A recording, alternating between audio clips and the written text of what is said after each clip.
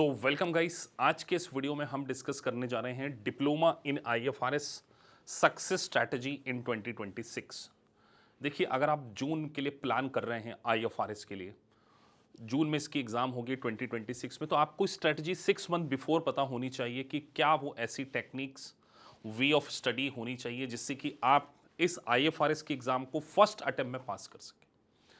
आगे बढ़ते हैं, एक एक करके डिस्कस करते हैं।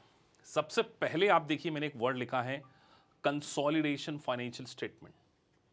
एग्जाम में 25 मार्क्स के पहले नंबर का क्वेश्चन ही ये होता है।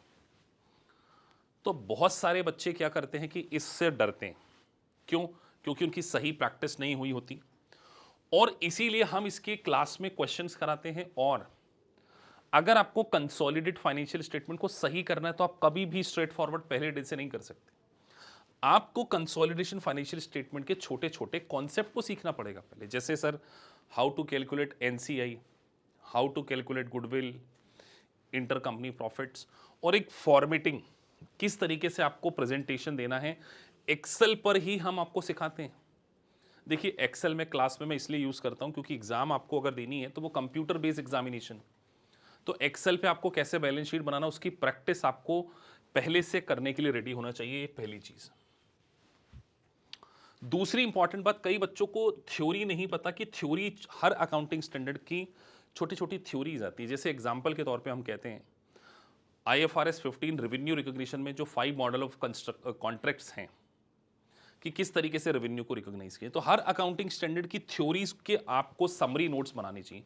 इसके लिए हम क्या करते हैं, जितने भी अकाउंटिंग स्टैंडर्ड हैं उनके समरी पॉइंट्स के आपको नोट्स भी प्रोवाइड करते हैं, और उसको हम पढ़ा भी देते हैं। हम ऐसा नहीं करेंगे कि सिर्फ आपको नोट्स दे दिए।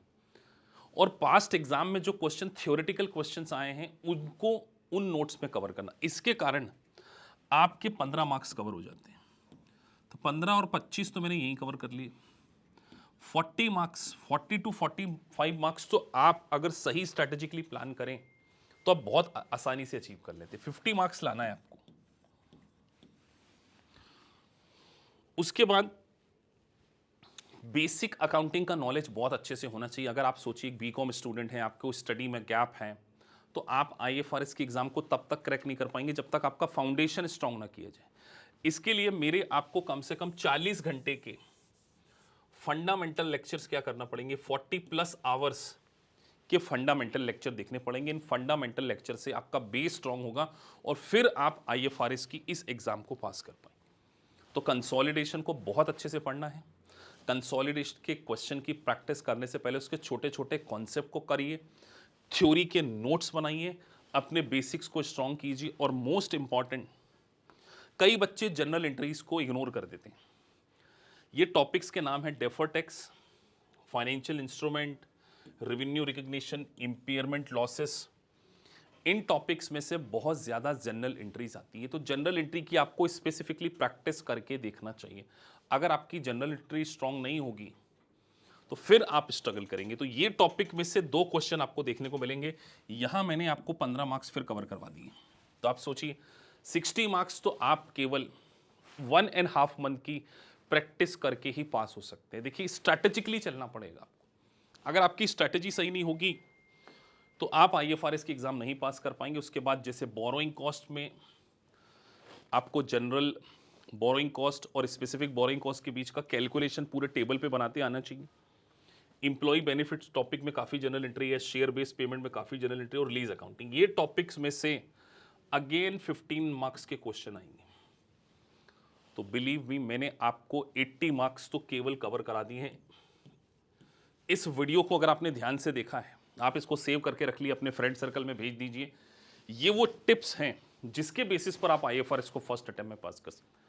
आप हमारे चैनल पर जाकर आईएफआरएस के सक्सेसफुल स्टूडेंट की स्ट्रैटेजी को देख सकते हैं। वो बार बार यही बोलेंगे, सर आपका फंडामेंटल कॉन्सेप्ट, आपके कंसोलिडेशन के छोटे छोटे टिप्स, थ्योरी के नोट्स, पूरा revision session. That's why we are giving 85% plus result in IFRS. बहुत सारे इंटरव्यूज आप हमारे चैनल पर देख सकते हैं। आईएफआरएस एक ग्लोबल क्रेडेंशियल है। एक पेपर आपको नेशनल अकाउंटेंट से इंटरनेशनल अकाउंटेंट बना सकता है, लेकिन उसके लिए आपको अपनी स्ट्रैटेजी को क्या करना पड़ेगा, सही तरीके से प्लान करना पड़ेगा। और मैं बार बार बोल रहा हूं, आईएफआरएस की एग्जाम होती है कंप्यूटर बेस्ड, तो एक्सेल पे ही आप क्या करें, प्रैक्टिस करें। आप थ्योरी को भी टाइप करना है तो वर्ड पे जाके टाइप कीजिए, अदरवाइज आपको एग्जाम डे पे थॉट ही नहीं आएगा। तो एक्सेल पे प्रैक्टिस करना है, वर्ड के ऊपर प्रैक्टिस करना है, और इसलिए आप हमारी क्लासेस को देखेंगे पूरी हम एक्सेल और वर्ड पे ही आपको सिखा रहे हैं और छोटे छोटे उसके पॉइंट्स बनाने। ये सर्टिफिकेशन सच कह रहा हूँ आपकी लाइफ में ट्रांसफॉर्मेशन लेकर आ सकता है। तो जून 2026 में अगर आप IFRS को पास करना चाहते हैं तो आप हमारी इंस्टीट्यूट को ज्वाइन कर सकते हैं।